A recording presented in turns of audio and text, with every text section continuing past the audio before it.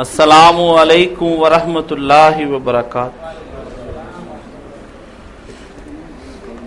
نہیں مؤذن کون؟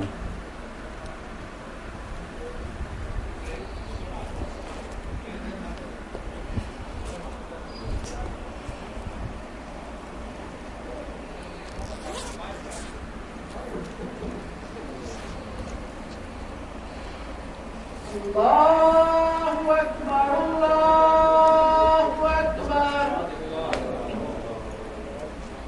اللہ اکبر اللہ اکبر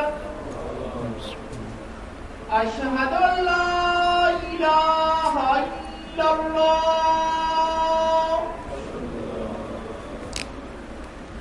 اشہد ان لا الہ الا اللہ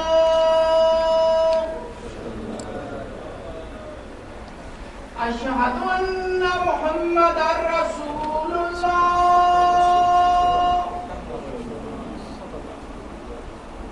اشہد ان محمد رسول اللہ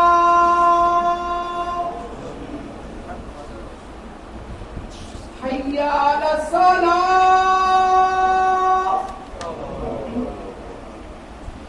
حی علی الصلاۃ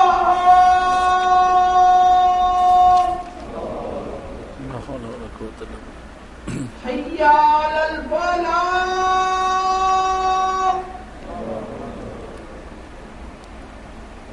حی علی الفلاح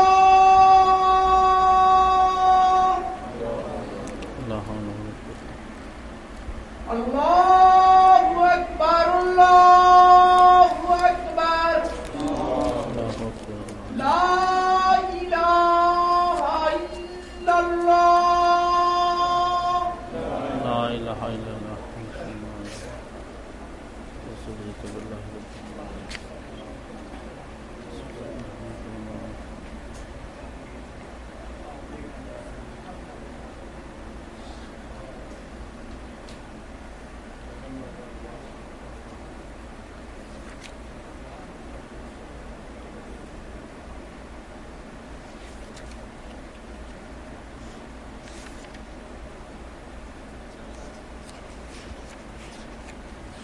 سب قرآن پاک دیتے ہیں.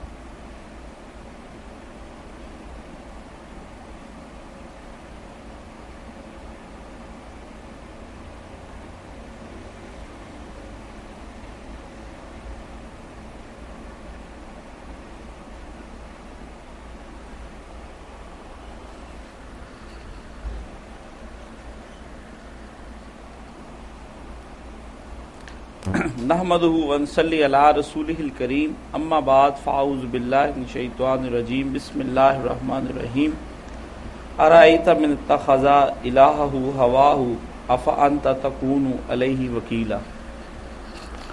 حاضرین و سامعین، ہمارا موضوع اس وقت آپ کے سامنے ہے اور ہم کلمہ طیبہ پر آج کل مختلف ابحاث کو یہاں آپ کے سامنے میں بیان کرنے کی سعادت حاصل کر رہا ہوں.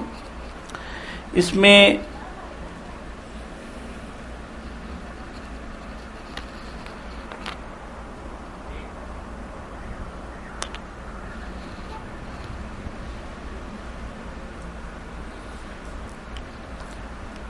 ایک آپ سے بڑی گزارش ہے کہ جب جمعے کا آغاز ہو جائے تو جو آدمی باہر سے آئے جہاں جگہ ملے وہیں بیٹھ جائے. اندر آنے جانے سے مداخلت ہوتی ہے اور میری توجہ بڑھتی ہے، اور جو مضمون کا آغاز چل رہا ہوتا ہے میرے لیے بڑی مشکل ہو جاتی ہے اس پہ بات کرنا، کیونکہ میں رٹ آ کے خطبہ نہیں دیتا. میرا مسئلہ یہ ہے کہ میں کوئی تخلیقی چیز ہوتی ہے اور یہ بھی نہیں ہوتا کہ میں گھر سے پوری اس طرح سے تیار کر کے لے کے آؤں کہ اسے منوان پڑھ دوں آپ کے سامنے. وہ صرف پوائنٹس ہوتے ہیں کہ ذہن میں رہے تاکہ بات جلدی کمپلیٹ ہو جائے. لیکن میرے لیے سب سے بڑا مشکل یہی ہے کہ جو ہی میرے درمیان گفتگو کے تسلسل کو کوئی توڑتا ہے ساری گفتگو میری بکھر جاتی ہے اور اس کے بعد مجھے میں اہلیت ہی نہیں رہتی کہ میں اس بات کو سمیٹ سکوں. یہ میرا ایک کوئی مسئلہ ہے ذہنی. اس میں بڑی آپ سے گزارش ہے کہ جس کو جہاں جگہ ملے وہ وہیں پر بیٹھ جائے. اب بات چل نکلی اسی مسئلے کی تو میر انیس مجلس پڑھ رہے تھے تو ایک بہت بڑے نواب آئے, ان کے ساتھ بڑا لاؤ لشکر.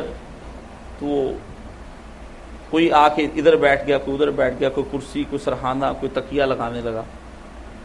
تو میر انیس نے بڑی سختی سے کہا کہ جس کو جہاں جگہ ملے وہیں بیٹھ جائے, ہماری مجلس خراب نہ کرے. تو علماء کا اس زمانے میں اتنا وقار ہوتا تھا, اتنی اہمیت ہوتی تھی کہ وہ بہت بڑے نواب جو تھے ان کو جوتوں میں جگہ ملی وہ وہیں بیٹھ کے ڈر کے. یہ علماء کا وقار ہوتا تھا. تو یہ میں علماء میں سے نہیں ہوں, ایک طالب علم ہوں, لیکن گزارش یہ کہ میری اپنی ایک میں نے آپ کے سامنے ایک مسئلہ رکھا ہے, اس میں آپ کو مجھ سے تعاون کرنا چاہیے.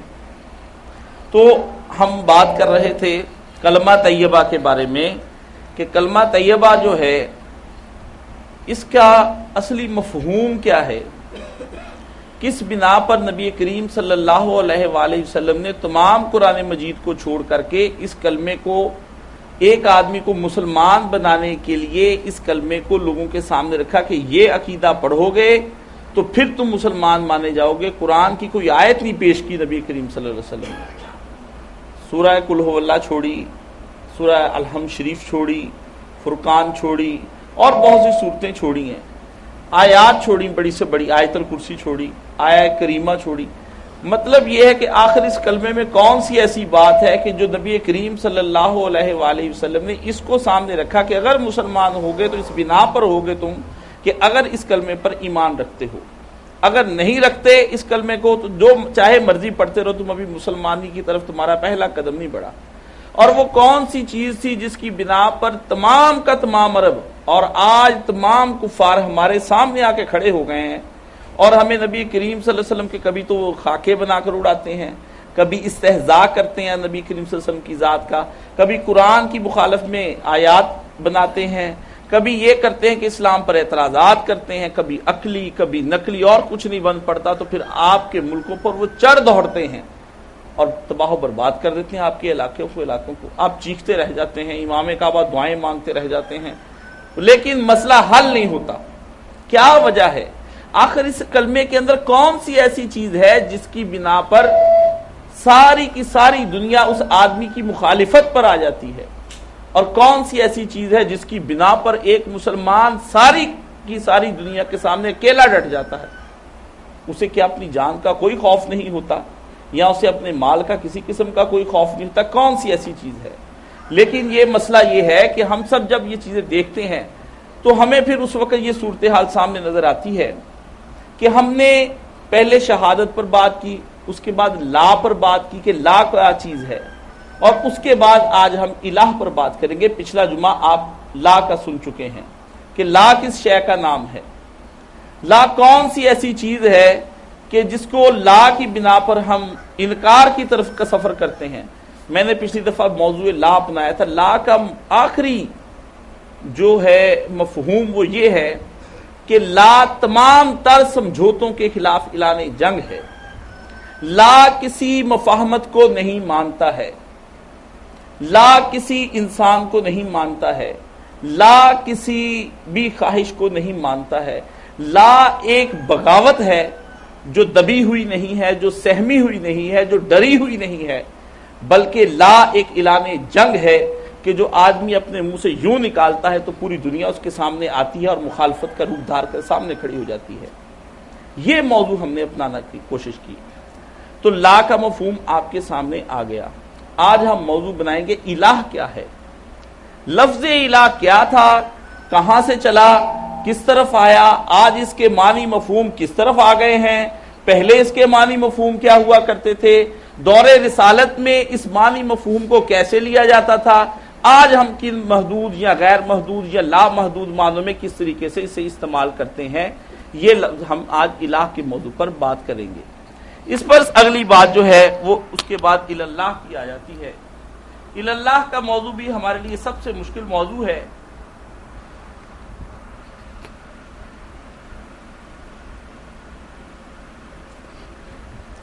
اب میں آپ کے سامنے الہ کے موضوع پر آج ہم جو بات کر رہے ہیں وہ سامنے رکھتا ہوں. الہ کا جو مادہ ہے عربی زبان میں الف لام اور ہا ہے. 3 حرف ہیں، الف لام اور ہے.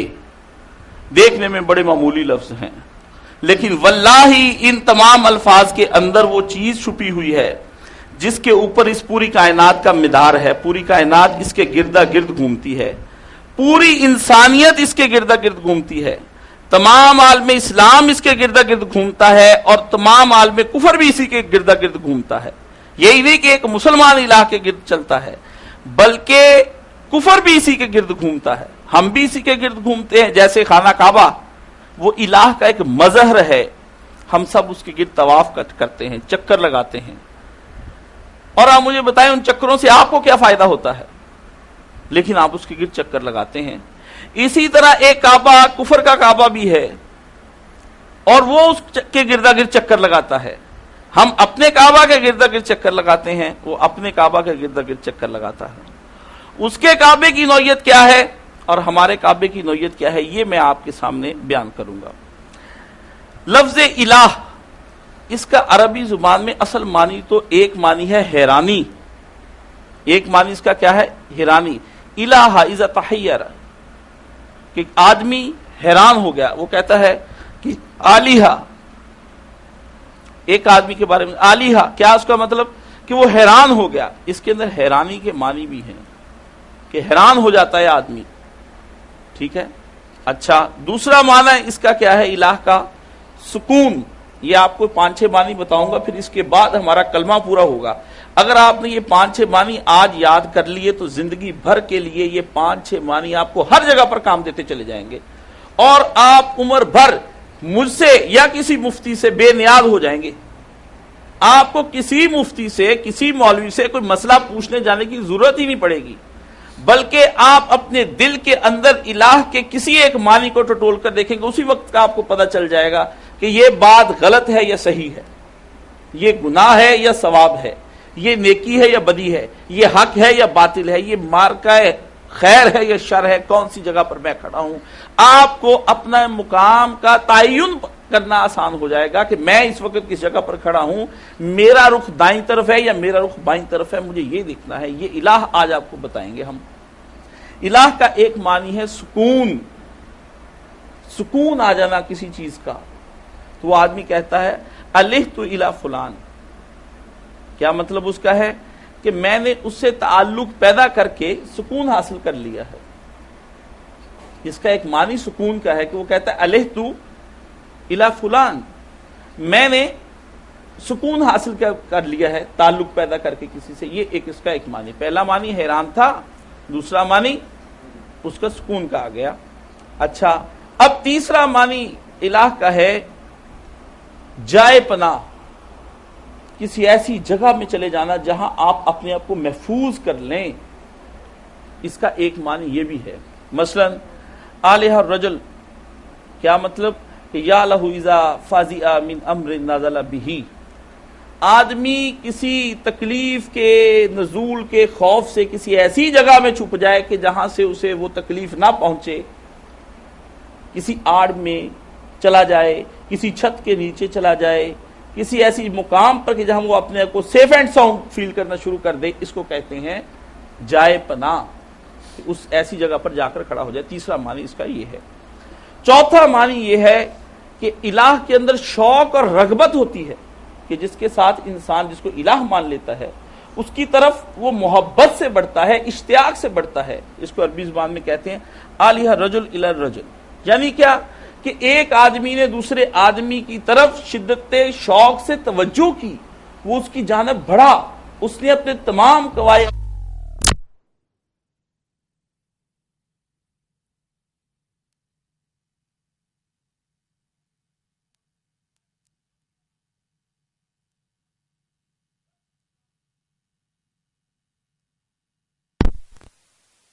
یعنی وہ شوق کے ساتھ اس چیز کی طرف بڑھتا ہے۔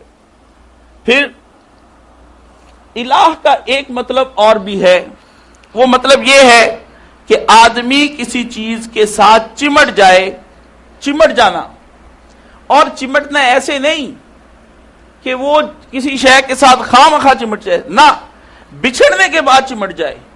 جدائی کی کیفیت کے بعد جب وصل کی کیفیت آتی ہے، وہ کیفیت اپنے اندر شدت رکھتی ہے، یعنی مفارقت کے بعد وصل کی طرف ہونا، اور اتنی لمبی مفارقت ہو جائے، اتنی لمبی مفارقت ہو جائے کہ بیٹا باپ سے بڑی دیر دور رہا، اور جب اس نے اپنے باپ کو برسوں کے بعد دیکھا تو باپ بیٹے کی طرف بڑھا اور بیٹا باپ کی طرف شدت سے بڑھا، یعنی اس کے اندر ایک وصل کی کیفیت ہے۔ یہ بھی اس کے ایک معنی ہے۔ اگلا معنی سنیے۔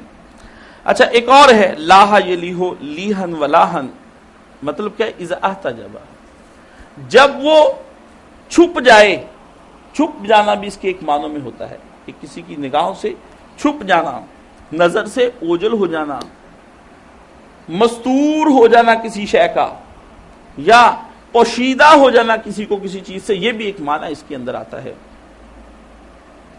اور ایک اس کا معنی ہے ارتفاع، کسی شے کا کسی شے سے بلند ہو جانا، بلندی کے معنوں میں بھی آتا ہے۔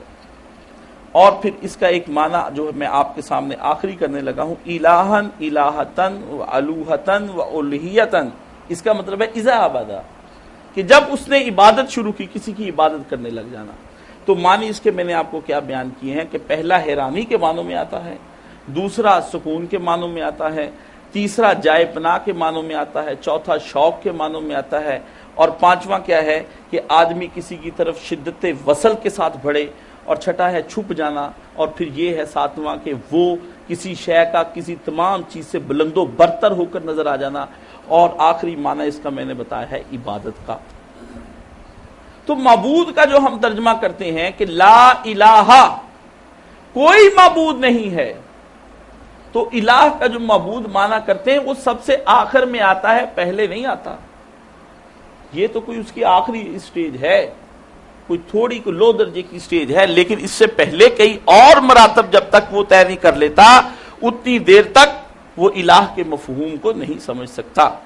اب آپ سنیے کہ اللہ کا معنی وہ ہے کہ جب انسان اپنے ایسے معبود کی طرف رخ کرے جس معبود کے اندر کچھ اس قسم کے حیران کن عمل ہوں، جس کی وجہ سے وہ متحیر ہو کر رہ جائے، مبہوت ہو کر رہ جائے کہ یہ کیسے ہو گیا، اس کو کہتے ہیں کہ اس کے ساتھ حیرانی کے ساتھ اس کی ذات اس کے لیے باعث حیرانی ہو گئی کہ یہ کیا کیا کرشمے ہو رہے ہیں، یہ کیا کیا عجائبات نظر آ رہے ہیں، یہ کیا کیا چیزیں نکل کے سامنے آ رہی ہیں۔ وہ اپنا سر پکڑ کر رہ جائے کہ میرے تو دماغ میں ہی نہیں یہ بات آ سکتی تھی، یہ کیسے ہو گیا۔ اس لیے معبود کا ایک معنی متحیر کر دینے والے کا ہے کہ الہ ایسی شے ہے کہ جو انسان کی عقل کو حیرانی میں ڈال دے، اس کو الہ کہتے ہیں، اور جو حیرانی میں نہ ڈال سکے وہ الہ نہیں ہو سکتا۔ ذرا دیکھتے جائیں، انشاءاللہ اس کا سب کا رد ہوتا جائے گا۔ جتنے دنیا میں یہ پتھر وتھر معبود بنے پھرتے ہیں، اور آپ اندازہ لگا لیں گے کہ وہ حیرانی میں کیسے ڈل گئے۔ آپ نے ایک مجسمہ اپنے ہاتھ سے بنایا اور خود ہی اس کے سامنے ہاتھ ٹیک کر کھڑے ہو گئے، تو یہ اس نے آپ کو حیرانی میں نہیں ڈالا، آپ نے تو خود اپنے ہاتھ سے گھڑا ہے، آپ نے تو خود اپنے ہاتھ سے گھڑا ہے، تو یہ حیران کن چیز نہیں ہے۔ تو جب حیران کن چیز اس کے اندر پہلے معنی میں وہ ریجیکٹ ہو گئی تو وہ چیز قابل پرستش نہیں رہ گئی ہے، وہ تو پہلے معنی میں نہیں رہی آپ کے سامنے، اس لیے وہ قابل پرستش نہیں، اس کو چھوڑنا پڑے گا، ابھی پہلی بات میں ہی چھوڑ دینا پڑے گا اس کو۔ وہ تو آپ کے پہلے معیار، ابھی تو آپ نے لٹمس پیپر کو یوں اس میں تیزاب میں ڈالا ہے، تو آپ کو ابھی اس کا کونا گیا تو اس نے رنگ بدل دیا کہ نہیں یہ کام کی شے نہیں ہے، چھوڑو یار، یہ تو کچھ بھی نہیں رہا، رنگ بدل گیا اس کا۔ اس کو کہتے ہیں الہ کا ایک معنی جس کی طرف ہم کرتے ہیں۔ اور پھر دوسرا یہ ہے کہ وہ آپ کو سکون بخش دے، حقیقی سکون۔ آپ اگر ایسا عارضی سکون حاصل کر لیں، مثلا کہ آپ نے اس چیز کو استعمال کر لیا، کوئی نشاور چیز آپ نے استعمال کر لی، تو وہ سکون نہیں ہے، وہ سکون کی اصل تعریف پر پورا نہیں اترتا ہے۔ اس نے تو وقتی طور پر آپ کو سلا دیا ہے، سکون نہیں دیا ہے۔ آپ کے جتنے بھی تمام کے تمام اعضاء جو دماغ کے تھے ان سب کو اس نے کچھ دیر وقت کے لیے معاف کر دیا ہے، ان کی سوچنے سمجھنے کی صلاحیت ختم کر دی ہے۔ اس لیے جب وہ معاف ہو گیا آپ کا دماغ تو آپ نے سوچا سمجھا تو کچھ نہیں، اور جب آپ نے کچھ سوچا سمجھا نہیں اس شے کے بارے میں تو جب اس نے پہلے ہی دن تدبر کی راہ میں روڑا اٹکا دیا ہے تو وہ الہ کی شے کا رہ گیا، وہ بھی تو الہ نہیں ہے۔ اس لیے سکون والی چیز ہو جس کے اندر دائمیت پائی جائے، ابدیت پائی جائے، سرمدیت پائی جائے، جس کے اندر کہ جو ہمیشہ کے لیے دائمی ہو جائے، جو ہمیشہ کے لیے، جس کے لیے کبھی ایسا وقت نہ آئے کہ وہ بجائے سکون کے آپ کے لیے اذیت کا باعث بن جائے، وہ خدا نہیں ہو سکتا، وہ الہ نہیں ہو سکتا ہے۔ اس لیے جہاں سے آپ کو اذیت محسوس ہو جائے، آپ دیکھتے ہیں کہ اکثر اوقات آپ بڑی بڑی فلمیں تصویریں دیکھتے ہیں فلموں کے اندر تو وہ اپنے خدا ہی سے لڑ پڑتے ہیں کہ تم کس قسم کے ہو، تو اس کو محسوس ہوتا ہے کہ یہ مجھے اذیت دے رہا ہے۔ جس کو اذیت وہ چونکہ محسوس کر رہا ہے اس لیے اس کی توہین کرنے میں وہ کسر کوئی نہیں چھوڑتا۔ آپ کا بھی یہی معاملہ کہیں نہ کہیں ہے، آپ کو بھی کہیں نہ کہیں شکوہ ہے، تو اس لیے اس کا مطلب ہے کہ آپ کے اپنے ذہن میں الہ کا کوئی خاص تصور نہیں ہے، آپ نے سمجھا نہیں ہے، آپ بھی جھگڑ پڑتے ہیں اللہ میاں سے، آپ کے بھی بڑے شکوے ہیں، آپ کے بھی شکایتیں ہیں، آپ کو بھی اس کے کاموں پر اعتراض ہے۔ آپ کہتے تم نے یہ کیوں نہیں کیا، یہ کیوں نہیں کیا، مجھے پیدا ایسا کیوں کیا، مجھے ایسا خاندان کیوں دیا، مجھے ایسا گھر کیوں دیا، مجھے ایسی نوکری کیوں دی، مجھے ایسا کاروبار کیوں دیا، میں ایسا کیوں ہوں، آخر مجھ میں کیا قصور ہے؟ تو سمجھ میں آیا کہ آپ نے کسی من گھڑت کی پوجا کی ہے جو آپ کی ذات کا تراشیدہ، آپ کے نفس کا تراشیدہ ہے، جس کو آپ کے نفس نے تراش کر آپ کے سامنے رکھا ہے، جس کی وجہ سے آپ کبھی کبھی اس سے جو سکون حاصل ہوتا ہے اس سے اذیت جب محسوس کرتے ہیں تو آپ اس کے خلاف ہو جاتے ہیں۔ ورنہ آدمی کو اگر پتا ہو کہ یہ دائمی سکون دینے والی چیز ہے تو اس کی جو چیز اس طرف سے آ رہی ہے وہ اس کو بھی سمجھ جاتا ہے۔ اس کی ایک چھوٹی سی مثال ڈاکٹر کی ہے کہ ڈاکٹر کی ذات کا چونکہ آپ کو بھرپور ادراک ہوتا ہے، بھرپور ادراک ہوتا ہے، اور آپ کے ذہن میں اس کا تصور مسیحے کا تصور ہوتا ہے، آپ سمجھتے ہیں کہ یہ مجھے دوا دے گا تو مجھے شفا ہوگی، یہ آدمی اتنا کوالیفائی ہے کہ میرے اندر کے دردوں کو جانتا ہے، یہ اتنا پڑھا لکھا ہے، اس کو پتا ہے کہ میں کس جگہ سے میری طبیعت خراب ہو رہی ہے، اس لیے مجھے کچھ ایسا دے گا جس سے مجھے سکون مل جائے گا۔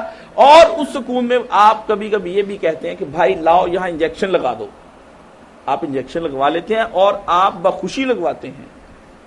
آپ نے کبھی یہ نہیں کہا کہ مجھے، آپ اس درد کو جو محسوس کرتے ہیں بخوشی میں، آپ کہتے ہیں تکلیف محسوس ہوتی ہے اس کی چبھن، لیکن آپ اس کو بخوشی قبول کرتے ہیں۔ اس لیے آپ کا اس ذات کے خلاف کوئی رد عمل نہیں ہوتا، آپ اس کی ذات کو برا نہیں کہتے ہیں، بلکہ آپ اس کی ذات کو اچھا سمجھتے ہوئے اس کے اس کڑوی گولی کو آرام سے نکل جاتے ہیں، کیونکہ آپ کے ذہن میں اس کی ذات مسیحا ہے، یہ دوائی شفا ہے، اس لیے آپ آرام سے کھا جاتے ہیں۔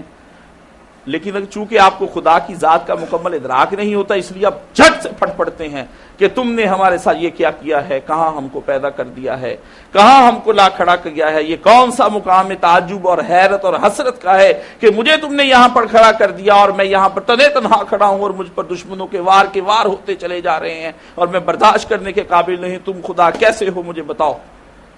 آپ کا یہ سوال اس وجہ سے ہے کہ آپ نے اس کی ذات کا بھی پوری طرح ادراک نہیں کیا ہے۔ ذات کا ادراک ہو جائے تو وہی رویہ آپ اختیار کریں گے جو رویہ آپ ایک ڈاکٹر کے ساتھ اختیار کرتے ہیں، اس کی تحسین بھی کرتے ہیں، اس کو آفرین بھی کہتے ہیں، اس کی ستائش بھی کرتے ہیں، اس کی تعریف بھی کرتے ہیں، جاتے ہوئے ڈاکٹر صاحب کا شکریہ ادا بھی کرتے ہیں، جیب سے نذرانہ بھی پیش کر کے جاتے ہیں جو ڈاکٹر فیس کی شکل میں آپ سے لیتا ہے۔ یہ کیسا ہے ادراک جو آپ کو تمام تکالیف کے باوجود اس کا شکر گزار بنا رہا ہے؟ یہ کون سی ہے ایسی چیز جس کے بارے میں آپ اتنا ادراک رکھتے ہیں کہ جس کے بعد آپ کو اس سے کوئی گلہ نہیں رہا ہے، کوئی شکوہ نہیں رہا ہے، کوئی شکایت نہیں رہی ہے؟ یہ کیا ہے ایسا آپ کے اندر؟ تو سمجھ میں آیا کہ الہ وہ ہے کہ جس الہ کے ساتھ ہمارے چونکہ تعلقات اللہ میاں سے اچھے نہیں ہیں اور ہمیں اس کا پوری طرح سے ادراک نہیں ہے، اس لیے ہم اس کے بارے میں معرفت نہیں حاصل رکھتے ہیں، اس وجہ سے سارے یہ شکوے پیدا ہوتے ہیں۔ اگر معرفت حاصل ہو جائے تو آپ محبت بھی کریں گے، سجدے بھی کریں گے، اور جاتے ہوئے جیب سے نذرانہ رکھ کر قربانی کی شکل میں وہ بھی پیش کریں گے، اور پھر آپ وہاں پر جا کر کے مکہ مدینہ میں 100 اونٹ بھی رسول اللہ صلی اللہ علیہ وسلم کی طرح پیش کریں گے۔ یہ ایک ادراک ہے جس کی وجہ سے آج ہم خدا کے ادراک کو صحیح نہیں پا سکے ہیں. یہ اس دنیا کے اندر آپ کو تمام طرح کے مصائب کو برداشت کرنا ہے، لیکن اس کی معرفت حاصل کرنے کے بعد اگر وہ معرفت حاصل ہو جائے تو کوئی ایسی صورت نہیں بچ جاتی کہ آپ ہمہ وقت شکر گزار رہیں گے اور سجدہ عبودیت سے اپنا سر نہیں اٹھائیں گے، بلکہ ہمہ وقت سجدوں کو ترجیح دیں گے. آپ نماز کیوں چھوڑتے ہیں؟ اس وجہ سے چھوڑتے ہیں کہ آپ کو اس کے الہ ہونے کا بھرپور ادراک نہیں ہے. اگر آپ کو اس کی نماز بھرپور ادراک ہو تو کبھی نماز نہ چھوڑیں، آپ کبھی زکوٰۃ نہ چھوڑیں، آپ کبھی حج نہ چھوڑیں، کبھی آپ رکن اسلام کا چھوڑیں. چونکہ معرفت حاصل نہیں ہے، آپ سمجھتے ہیں کہ وہ میرے ساتھ ظلم کرتا ہے بعض اوقات، اس لیے کبھی کبھار میں بھی نماز چھوڑ دوں، تو اس میں کوئی تعجب کی بات کیا ہے؟ یہ آپ کے دل کی آواز ہے جو میں بیان کر رہا ہوں. واللہ عالم اسلام کو ان تمام مسائل کے درپیش ہیں. اور ہم نوجوان طبقے کو دیکھتے ہیں کہ آج کا نوجوان طبقہ جب اپنے آپ کو تنہائیوں کا شکار محسوس کرتا ہے تو وہ یہی سمجھتا ہے کہ اس وقت خدا ہمارے ساتھ نہیں ہے. ورنہ کیا مقام تھا کہ یار غار صدیق اکبر کہتے ہیں کہ یا رسول اللہ صلی اللہ علیہ وآلہ وسلم، ہم غار ثور میں 2 ہیں اور اس وقت کفار کا ایک ہجوم چلا رہا ہے، تلواریں نیزے ان کے پاس ہیں، پکڑے گئے تو ہمارے ساتھ کیا ہوگا؟ فرمایا لا تحزن ان اللہ معنا، غم نہ کر، اس وقت خدا ہمارے ساتھ ہے. اس لیے جب ہجوم وساوس ہو جائے یا ہجوم خطرات و محادث ہو جائے، یعنی آپ کے اوپر اتنا ہجوم ہو جائے کہ شیطان آپ کو بھڑکائے اور آپ کے دل میں اپنی طبعی اور فطری خوف پیدا ہو جائے، تب بھی یاد رکھیے لا تحزن ان اللہ معنا، اللہ ہمارے ساتھ ہے، اس کے لیے غم نہیں کرنا چاہیے. آپ کو اس کی مائیت حاصل نہیں ہے، آپ کو اس کا ساتھ حاصل نہیں ہے، تو جب ساتھ حاصل ہو تو پھر غموں کی ضرورت کیا رہ جاتی ہے؟ تو یہ بھی ایک الہ کا معنی ہے. اگر آپ اس کو ہضم کر جائیں تو انشاءاللہ سب سے پہلے شکوے دور ہو جائیں گے، اور آج کا نوجوان اپنے آپ کو تنہا میں نہ پائے گا، بلکہ وہ بھی یہی کہے گا لا تحزن ان اللہ معنا. دوستو، میرے عزیزو، میرے اقربا، میرے رشتہ دار، خود کو تنہا نہ سمجھو، خدا ہمارے ساتھ ہے اور ہم اس کے ساتھ ہیں. یہ جملے اللہ کے رسول کے اور قرآن نے کوٹ کیے ہیں، یہ جملے پیغمبر صلی اللہ علیہ وسلم کے. سورہ توبہ نکال کر آپ دیکھیے گا، آپ کو وہاں نظر آئیں گے یہ جملے. تو یہ چیزیں جو ہمارے پاس ہیں ان کو ہمیں سمجھنا ہوگا، ورنہ الہ کے معنی کچھ نہیں ہیں. اچھا، الہ کا وہ معنی جس کے اندر کہ آپ کو کسی تکلیف کے نزول سے خوف ہو جائے لاحق، جو میں نے الہ کا ایک معنی بیان کیا تھا. جائے پناہ آپ حاصل کر لیں کسی کی، یہ بھی ایک الہ کا معنی میں نے آپ کو بیان کیا تھا. تو اس کا مطلب جائے پناہ کا کیا ہے کہ جب ہر طرف سے آپ پر سنگ باری شروع ہو جائے، ہر طرف سے دنیا آپ کے خلاف ہو جائے، تو پھر آپ اس وقت یہ سوچتے ہیں کہ کوئی ایسا گوشہ مل جائے کہ جہاں جا کر میں ٹھہر جاؤں اور میرے سامنے کوئی ایسی آڑ آ جائے کہ جہاں سے ان کا کوئی پتھر نہ آئے ہماری طرف، اور ان کا کوئی تیر نہ آئے ہماری طرف، کوئی گولی نہ آئے، کوئی گولہ نہ آئے، کوئی بارود نہ آئے، یا کوئی ڈرون حملہ نہ ہم پر ہو جائے. تو جس جگہ آپ جا کر چھپ جائیں گے وہ جائے پناہ آپ کی کہلاتی ہے. اگر آپ یہ چاہتے ہیں کہ آپ کو صحیح معنوں میں آپ ان تمام چیزوں سے محفوظ ہو جائیں تو آپ کو اللہ رب العزت کی ذات کے اندر یہ بھی ایک چیز دیکھنی ہوگی کہ وہ اللہ رب العزت آپ کی جائے پناہ ہے. اگر آپ نے یہ جائے پناہ اس کو نہیں سمجھا ہے الہ کو، تو سمجھ لیجئے پھر آپ کا الہ کسی کام کا نہیں ہے. جو آپ کو مصائب سے نہیں بچا سکا وہ الہ کس کام کا ہے؟ اسی لیے تو کہا ہے کہ کہہ دو 90 عبادی، میرے بندوں کو یہ خبر دو. پیغمبر نے کہا ہے، ان کو خبر کی یہ آواز دی گئی ہے. اور پھر کیا ہے؟ یہ ہے کہ جب میرا بندہ مضطرب ہو جاتا ہے اور وہ اپنی تنہائیوں یا خلوتوں یا جلوتوں دونوں میں جب مجھے پکارتا ہے کہ یا الہی یا الہی یا الہی، تو میں اپنے فرشتوں کی فوج کو حکم دیتا ہوں بھاگو، بندہ ہمیں پکار رہا ہے، کس بنا پر پکار رہا ہے. حضرت امام جعفر صادق علیہ السلام فرماتے ہیں کہ جب آدمی ایک سانس میں 10 دفعہ یا ربی یا ربی یا ربی پکارتا ہے تو عرش الہی اسی وقت اپنی جگہ سے ہلتا ہے اور حکم ہو جاتا ہے فرشتوں کو کہ کیا ہوا، میرا بندہ اس وقت میں ایک ہی سانس میں 10 دفعہ مجھے پکار چکا اور میری رحمت جوش میں نہیں آئی ہے، اٹھو اور اس میرے بندے کی حاجت کو پورا کرو. اس لیے اگر آپ کے اندر وہ جذبہ اور آپ کی ذات کے اندر وہ خلوص اور عمل نہیں ہے، جس خلوص اور عمل کی بنا پر آپ اپنے رب کو صحیح طریقے سے آواز نہیں دیتے ہیں، تو سمجھ لیجیے آپ نے الہ کو آواز نہیں دی ہے، وہ کچھ اور تھا جو آپ کی ذہن کی من گڑھت چیز تھی، جس کی وجہ سے عرش الہی سے مدد آپ تک نہیں پہنچی ہے. ورنہ فضائے بدر پیدا کر فرشتے اتر سکتے ہیں گردوں سے، اتار اندر اتار اب تیری نصرت کو. اگر وہ نصرت کو فرشتے آج اگر آپ چاہتے ہیں تو اس کے لیے آپ ان دشمنان سے اور ان لوگوں سے جان چھڑانا چاہتے تو پہلے فضائے بدر پیدا کرنی پڑے گی. اور فضائے بدر معمولی چیز نہیں ہے. گھر سے بے ساز و سامان ہو کر نکلے ہیں لوگ. پیغمبر کے پاس لوگ روتے ہوئے واپس لوٹے ہیں. بچوں کے پاس کوئی چیز نہیں لڑنے کے لیے، اور بچے اس وقت کہتے ہیں یا رسول اللہ صلی اللہ علیہ وسلم میں تو اس سے بڑا ہوں، مجھے اس لیے ساتھ لے جائیں. اور کشتی ہو جاتی دو بچوں کی آپس میں، وہ دوسرے کو اس لیے بنا پر کہتا ہے گر جانا کہ میں جانا چاہتا ہوں نبی کریم صلی اللہ علیہ وآلہ وسلم کے ساتھ شہادت دینا چاہتا ہوں. تو جب آپ کے اندر وہ جذبہ ہی کسی اس ذات کو مضطرب ہی نہیں کر سکتے، آپ کے تعلقات ہی اس کے ساتھ ایسے نہیں ہیں کہ جس کی وجہ سے وہ آپ کی جائے پناہ بن جائے، تو پھر آپ کیوں روتے ہیں مصائب کے وقت میں، کیوں پیٹتے ہیں کہ وہ ہماری بات کو نہیں سنتا ہے. وہ تو کہتا ہے میں سنتا ہوں. خدا کہ واللہ سمیع بصیر، تمہارا خدا وہ ہے جو سنتا بھی ہے اور دیکھتا بھی ہے. پھر کس وجہ سے ہمیں یہ گمان ہے، پھر ہم کس وجہ سے پیٹتے ہیں کہ وہ ہماری بات نہیں سنتا ہے، اس کی بات ہماری سمجھ میں نہیں آتی ہے. یہ ہمارے اپنے اندر کی کمزوری ہے کہ ہم اس کو نہیں سمجھ سکتے ہیں. الہ کا اگلا معنی ہے شدت شوق و رغبت. واہ، آدمی کا کسی کی طرف اس طرح سے بڑھ جانا کہ وہ اس کا جی چاہے کہ ہما وقت میں اس کے پاس بیٹھا رہوں، وہ مجھے دیکھا کیے میں اس کو دیکھا رہوں، ایسا ہو جائے. تو اس کے بارے میں آپ عشق مجازی کی مثال لے سکتے ہیں کہ ایک آدمی کسی حسن پر فریفتہ اگر ہو جائے تو وہ یہی چاہتا ہے کہ وصل کی رات کبھی ختم نہ ہو اور ہجر کی صبح کبھی نمودار نہ ہو. آپ وصل کی راتوں کو طویل سمجھتے ہیں کہ طویل ہو جائے، کتنی بھی رات لمبی ہو جائے لیکن آپ کو وہ مختصر نظر آتی ہے. یہی حال عشق حقیقی کا ہے کہ آدمی کے اوپر کتنی بھی رات طویل ہو جائے وہ اس کو مختصر سمجھے. وہ اس سے یہ دیکھے کہ آج میں نے جو نماز میں عبادت کی ہے یہ نماز 2 منٹ کی نہیں، یہ 3 منٹ کی نہیں، یہ تو گھنٹوں پر محیط ہونی چاہیے تھی. اور میں سجدے میں رکھا رہتا، آج باتیں ہوتی رہتی، نیاز بندیاں ہوتی رہتی، راز و نیاز ہوتے رہتے، یہ دن نہ ڈھلتا، یہ سورج غروب نہ ہوتا یا پھر صبح نہ آتی، میں آج سارا دن کی یہی عبادت کرتا. یہ شوق و رغبت عبادت ہے اس کی جانب. اگر آپ شوق و رغبت نہیں رکھتے ہیں ایسا تو پھر بھی آپ نے اپنے ذہن میں کوئی من گھڑت الہ قبول کر لیا ہے جس کی وجہ سے آپ کو شوق و رغبت نہیں ہو رہا ہے. آپ کے اوپر کیوں بوجھ ہو جاتی ہے نماز آپ کی اپنی؟ آپ نے کبھی غور کیا ہے اس بات پر؟ آپ کے اوپر اس لیے آپ کی نماز بوجھ ہو جاتی ہے کہ آپ کو الہ کی شدت شوق ہی نہیں ہے. آپ کہتے ہیں مولوی صاحب ذرا نماز ہلکی پڑھائیے گا، یہ امام کے پیچھے میں نماز نہیں پڑھوں گا کیونکہ یہ امام وہ ہے لمبی قرات کرتا ہے. آپ کے پیچھے کھڑے کھڑے بیزاری آپ پر طاری ہو جاتی ہے. آپ کلام الہی کو کلام الہی نہیں سمجھتے ہیں بلکہ اس کو ایک بوجھ تصور کرتے ہیں اپنے آپ پر. جب وہ آپ پر بوجھ بن جاتا ہے تو پھر آپ کے لیے اس بوجھ کو ہٹانا چاہتے ہیں. جب انسان ہٹانا چاہتا ہے تو اجلت سے کام لیتا ہے اور پھر اجلت کا خاتمہ یہ ہوتا ہے کہ یہ جا اور وہ جا.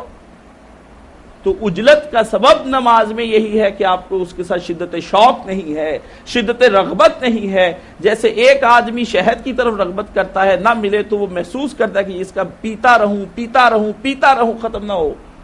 تو آپ کے اندر دراصل وہ شوق ہی نہیں کہ آپ پینے پلانے کی طرف توجہ فرمائیں. ہر چند ہو مشاہدہ حق کی گفتگو، بنتی نہیں ہے ساغر و مینا کہے بغیر. غالب مرحوم نے کہا تھا، اس نے کہا کچھ ہو جائے، بات سامنے ہے کہ کوئی نہ کچھ سراہی پڑی رہے، جام پڑا رہے، تب بات ڈھلے گی، تب رات ڈھلے گی، تب بات چلے گی.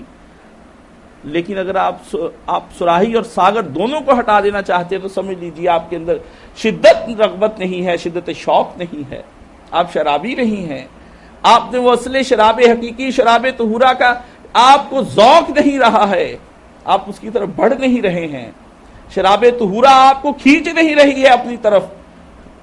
ایک عمومی شرابی کو تو کھینچ لیتی ہے، آپ کو کیوں نہیں کھینچتی ہے؟ وہ اس کی لذت سے آشنا ہے، آپ کی لذت آشنائی سے بھاگ رہے ہیں. آپ کو پتہ نہیں ہے یہ لذت آشنائی کیا چیز ہے.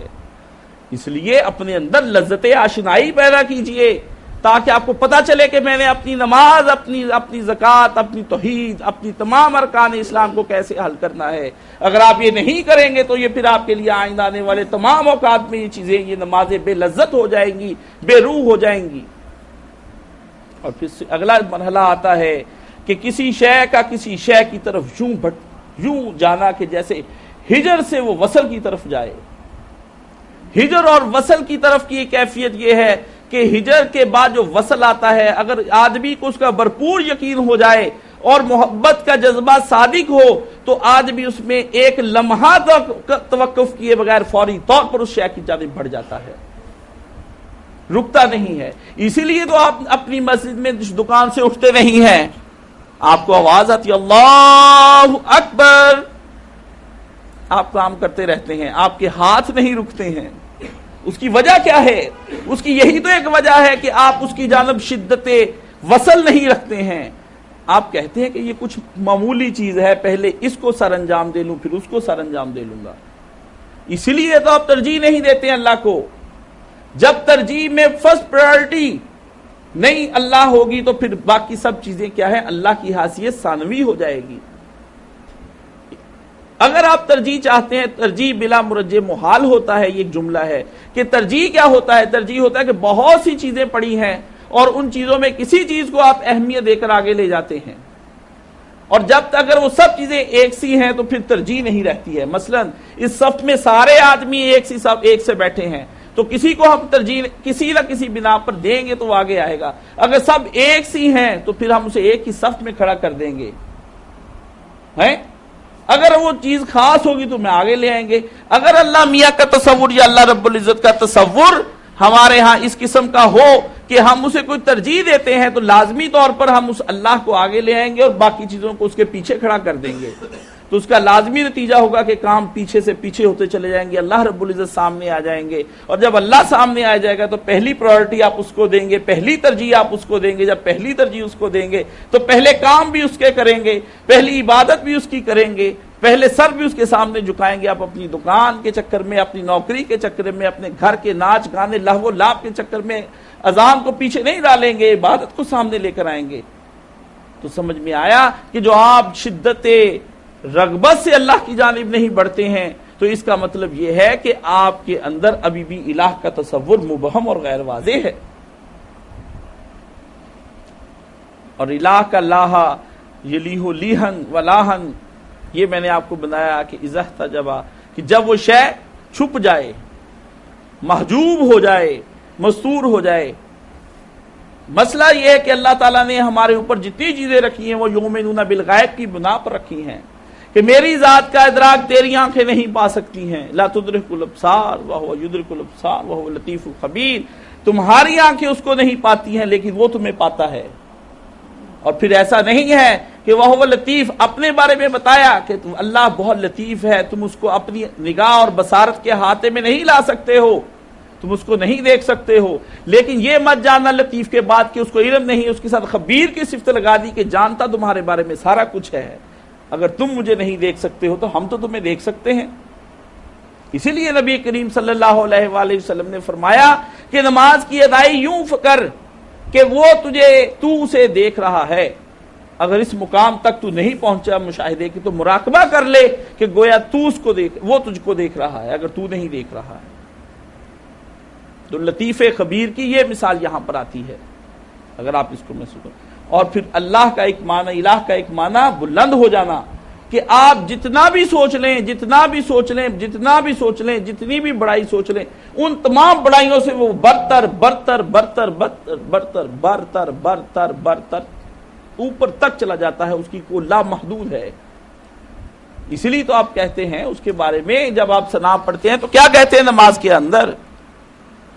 وَتَعَالَ جَدُّكَ، تیری بزرگی ہماری ذہن کی وسعتوں سے بھی آگے، ہمارے تخیلات سے بھی پرے، ما وراء الورا ما وراء الورا ما وراء الورا ہے۔ کبھی وتعالی جدو کا بھی معنی سمجھنے کی کوشش کریں، اگر معنی سمجھے بغیر پڑھیں تو اس لیے تو نماز میں لذت نہیں آ رہی ہے۔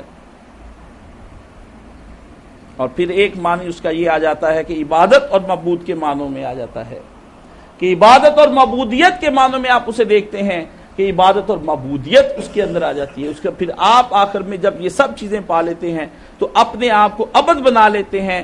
عبد میں پھر اطاعت بھی آتی ہے، عبد میں عبادت بھی آتی ہے، عبد کے اندر نظر و نیاز بھی آتی ہے، قربانی بھی آتی ہے۔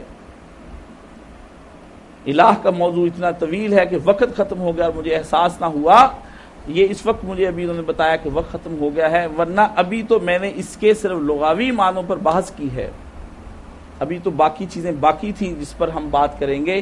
میرا خیال ہے کہ اگلا جمعہ پھر اللہ کی بجائے ہم الہ پر ہی ختم کریں گے۔ الہ کا یہ ابتدائی جو چیپٹر ہے وہ میں نے آپ کے سامنے واضح کرنے کی اور اس کو وضاحت سے بیان کرنے کی کوشش کی ہے۔ اللہ تعالی ہمیں الہ کے اس تصور کو پا لینے کی، اس کی سمجھ کی، اس کی ادراک کی توفیقات عطا فرما دے تاکہ ہم اللہ رب العزت کی صحیح معنوں میں عبادت کر سکیں۔ وآخر دعوانا ان الحمد للہ رب العالمین۔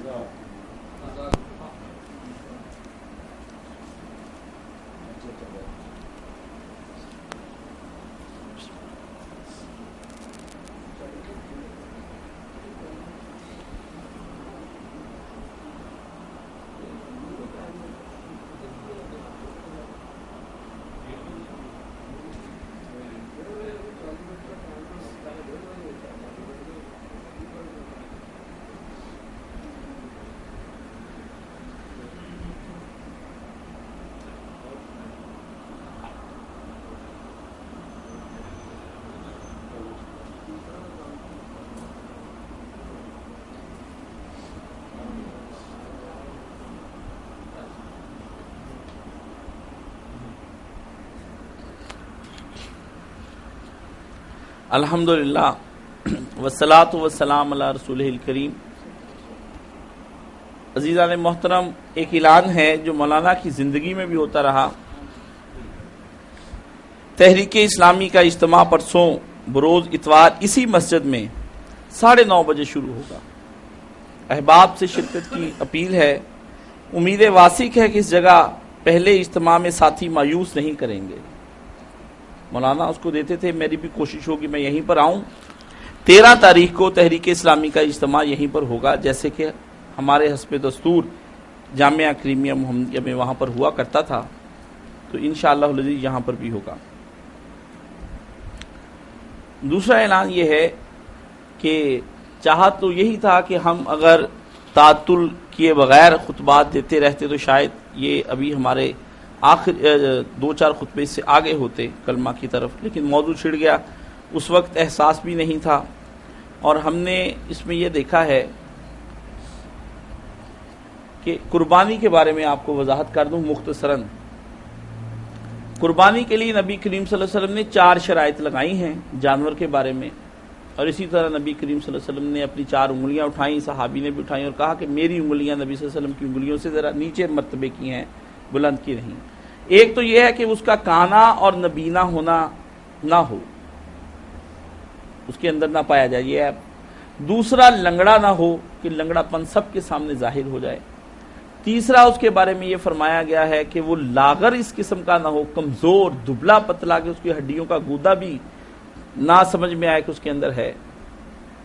اور اس کے بعد یہ بھی فرمایا گیا نبی کریم صلی اللہ علیہ وسلم نے کہ چوتھا یہ ہے کہ وہ کم چھوٹی عمر کا نہ ہو۔ یہ اس قسم کی، یہ 4 ہے۔ تو ایک پاس تابعی بیٹھے تھے، انہوں نے کہا کہ میں تو یہ چاہتا ہوں کہ اس کا سینگ بھی ٹوٹا نہ ہو اور یہ عیب نہ ہو، تو انہوں نے کہا تو جو چاہتا ہے وہ کر، لیکن دوسروں کو نہ روک۔ اگر کوئی سینگ ٹوٹا یا اس کا کوئی ایسا ہے، دانت وغیرہ ٹوٹا یا کوئی کان کٹا ہوا ہے تو روک نہ۔ اسی طرح جو جانور کھسی ہے اس کی قربانی بھی جائز ہے۔ اسی طرح یہ ہے کہ آپ 9 تاریخ کا روزہ رکھیں گے انشاءاللہ العزیز، اور اس کے اندر 2 سال کے گناہ معاف کر دینے کی ہمیں اللہ تعالیٰ نے ایک فضیلت عطا فرمائی ہے، ایک آنے والا اور ایک جو گزر گیا ہے۔ یہ کوشش کریں کہ آپ 9 تاریخ کا روزہ رکھیں۔ اس کے بعد جناب عید کی تکبیرات 9 ذی الحج کی فجر سے آپ شروع کریں گے اور 13 کی عصر تک آپ جا کر ختم کریں گے۔ 9 تاریخ سے لے کر 13 ذی الحج تک کی تاریخ میں آپ یہ تکبیرات وہاں پر پڑھیں گے، یہ آپ کا معمول۔ اور ان دنوں میں اللہ تعالیٰ کو سب سے پیاری جو عبادت ہے وہ تکبیرات ہیں، تو آپ تکبیرات کے لیے بھی اہتمام رکھیں اس کے بارے میں۔ اور پچھلی دفعہ یہ مسئلہ بتانے کو رہ گیا تھا کہ جو لوگ قربانی کرنا چاہتے ہیں ان کے گھر میں ناخن اور بالوں کو نہ تراشیں وہ لوگ، ٹھیک ہے، جو اب تک کچھ کر سکے ہیں تو وہ روک لیں۔ اور اس کے بعد اگلا مرحلہ یہ آتا ہے کہ قربانی بسم اللہ واللہ اکبر پڑھ کر آپ ذبح کریں گے، یہ بھی آپ کے ذہن میں ہونا چاہیے۔ قربانی کو آپ زیادہ سے زیادہ لوگوں کے اندر تقسیم کریں. قربانی نہ فرض ہے نہ واجب ہے, صرف سنت ہے. بعض صحابہ کرام اس وجہ سے چھوڑ دیا کرتے تھے کہ لوگوں کو پتہ چلے کہ پیسے ہونے کے باوجود کہ یہ کوئی فرض چیز نہیں ہے. اس کے حوالے بھی انشاءاللہ فتح الربانی میں دیکھیں, السنن الکبریٰ کے اندر آپ بہقی کے اندر دیکھیں گے, اس کی 9ویں جلد کے اندر ہے یہ بیان سارا, اور فتح الربانی کی 13ویں جلد کے اندر اس کا سارا بیان ہے, وہ آپ دیکھ لیں. آپ کو اگر حوالے درکار ہیں تو زبانی مجھ سے بھی لے سکتے ہیں آ کے. اس کے علاوہ اس کا اگلا مرحلہ ہے کہ آپ اس کی کھال کو بیچ بھی سکتے ہیں اور استعمال میں بھی لا سکتے ہیں. یہ آپ کی اپنی مرضی پر منحصر ہے.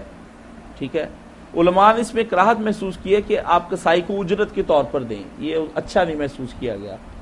آپ اس کو بیچ دیں, بیچ کے اور کسی اور مصرف میں لے آئیں, اور اس کو آپ اپنے گھر کے لیے بھی استعمال میں لا سکتے ہیں جیسے پہلے لوگ لایا کرتے تھے.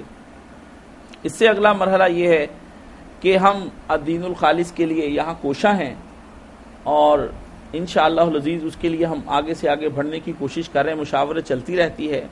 ہم آپ سے یہ کہتے ہیں کہ دام درم سخنے, میں یہاں پر بیٹھتا ہوں اس کے بعد جمعے کے, تو آپ یہاں پر آ کر کچھ مشاورت کیا کریں. آپ اپنی یہ باتوں والی مشاورت نہیں کیا کریں, عملاً. مجھے باتوں والی باتیں تو مجھے بڑی کرنی آتی ہیں, جس سے میں دیکھتا ہوں باتیں ہی باتیں ہیں, ٹی وی پر باتیں ہی باتیں ہیں, اخبارات باتیں ہی باتیں ہیں, ریڈیو باتیں ہی باتیں ہیں, مولوی باتیں ہی باتیں ہیں, علماء باتیں ہی باتیں ہیں, سیاستدان باتیں ہی ہوئی جا رہی ہیں. تو عملاً آگے بڑھیں. عملاً مشاورت عملی چاہیے, عملی. جس نے باتیں کرنی ہیں وہ اس سے بڑی میں معذرت کرتا ہوں, میرے پاس بھی اتنا وقت نہیں ہے, دماغ بھی اتنا نہیں ہے, کمزور دماغ کا آدمی ہوں, بڑی معذرت. عملاً کچھ کرنا چاہیں تو آئیں, ہمیں کچھ دام درم سخنے ہمارے پاس تب آئیں ہمارے پاس. یہ نہ پوچھیں کہ کاشف صاحب مجھے کام بتائیں میں کیا کروں. کام کو خود آپ نے تجویز کرنا ہے کہ میں کیا کر سکتا ہوں, میں یہ کر سکتا ہوں, مجھے بتائیں. لیکن لوگ ہمیں کام اپنا وہ بتاتے ہیں جس میں ہینگ لگے نہ پھٹکڑی اور رنگ بھی آئے چوکھا. تو بھائی یہ نہیں کام ہوتا. بس کمپیوٹر پہ بیٹھے رہے, یہ کام کرتے رہیں گے. کمپیوٹروں سے کام نہیں ہوتے بھائی, ٹھیک ہے نا. یہ ہوتا تو نبی صلی اللہ علیہ وسلم کو اللہ تعالیٰ کمپیوٹر بنانے کا فن سکھاتا کہ بھائی یہ کمپیوٹر بنا کے اپنے صحابہ کو سکھائیں اور اس کے بعد کمپیوٹر سے پوری دنیا میں پھیل جائیں. یہ کام عملی کرنے کے ہیں. اس کے بارے میں تیسرا یہ ہے کہ یہ آپ سب کو چاہیے کہ تعاون کرتے رہا کریے. شامیانے بھی لگتے ہیں اور یہ سب اور چیزیں بھی, یہ اخراجات ہیں. آپ کا کام ہے کہ یہاں پر آ کر آپ سب لوگ ان اخراجات کو پورا کرنے کے لیے ہمارے ساتھ تعاون کریں, اور یہ اسے فریضہ سمجھ کر کریں. آپ ہم وہاں سے یہاں اگر آئے ہیں تو کسی مرکز کی تلاش میں آئیں, نہ کہ ہمیں ساری زندگی اب اسی چھوٹی سی مسجد میں گزار دینی ہے. ٹھیک ہے. تو مجھے یاد ہے میں نے اصفہان میں 2006 میں ایک جمعہ پڑھا, تو وہاں پر اعلان ہوا, وہاں جس جگہ جمعہ پڑھایا جاتا ہے وہ پورے شہر کا صرف ایک ہی عالم ہوتا ہے, گورنمنٹ کی طرف سے آتا ہے, وہ ایک ہی جمعہ ہوتا ہے. اس لیے وہاں 20 لاکھ 25 لاکھ کا بڑا بڑا مجمع ہوتا ہے تہران کے اندر. تو ایک ہی جمعہ پڑھتے ہیں. انہوں نے LCDs یہ وہ لگائی ہوتے ہیں پروجیکٹرز کے ذریعے, آگے سے آگے بات پہنچتی ہے. تو انہوں نے اپنا مصلی, جس جگہ نماز پڑھتے اسے مصلی کہتے ہیں, جمعہ کی نماز. باقی اپنے محلوں میں نماز کے لیے مسجدیں بنائی, جمعے کی نماز پڑھنے کے لیے اکٹھے ہوتے ہیں, وہ مصلی کہلاتی جگہ. تو وہ مصلی جو گاہ تھی وہ اتنی بڑی تھی کہ آپ دیکھیں کس نے اس میں لاکھوں لوگ سما جائیں. وہ لوگوں نے, اس علاقے کے لوگوں نے اپنی جیب سے چندہ اکٹھا کر کے بنایا تھا, کیونکہ حکومت کے پاس اتنے وسائل نہیں تھے. تو آپ لوگ قطرے قطرے سے دریا بنتا ہے. ہم بھی بہت بڑا مصلی بنا لیں گے, لیکن اس میں یہ ہے کہ آپ لوگوں کو بھی مصلی بنانے کی طرف توجہ کرنی چاہیے. ٹھیک ہے. اب رہ گیا یہ مسئلہ کہ یہاں پر لوگ کچھ تو کہتے ہیں کہ عید کی نماز ہونی چاہیے اور کچھ کہتے ہیں نہیں ہونی چاہیے. اس کے لیے صرف 2 منٹ آپ کے پاس ہیں کہ کیا کیا جائے. کیا عید کی نماز آپ یہاں پر آ کر پڑھیں گے تو ہم پھر یہاں پہ عید کی نماز کا اہتمام کریں. اگر آپ کو اپنے اپنے علاقوں میں پڑھنی ہے تو ایک چھوٹی سی جگہ پہ ہم الگ سے اپنی عید کیوں پڑھائیں, ہم بھی جا کر اجتماعیت میں شامل ہو جائیں. تو اس کے بارے میں آپ مجھے مشاورت دیں, باہر سے بھی اندر سے بھی ارشاد.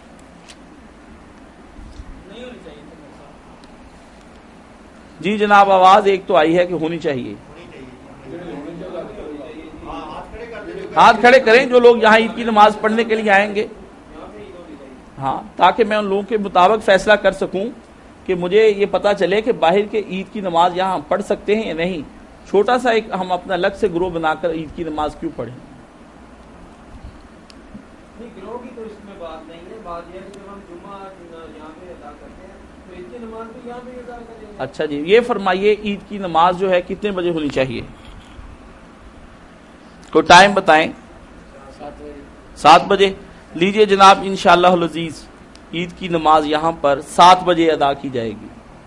آپ سب لوگوں سے گزارش ہے وقت پر آ جائیں تو انشاءاللہ العزیز یہاں پر ہم عید کی نماز، اور خواتین کے لیے ہم نے انتظام کر رکھا ہے انشاءاللہ العزیز، خواتین کے لیے بھی یہ ساتھ اگلی کوٹھی میں انشاءاللہ العزیز وہاں پر پورا ان کا لان ہے، وہاں پر ہم پڑھائیں گے عید، تو آپ سب انشاءاللہ وقت پر پہنچ جائیں۔ اللہم صلی علی محمد وعلی آل محمد کما صلیت علی ابراہیم وعلی آل ابراہیم انک حمید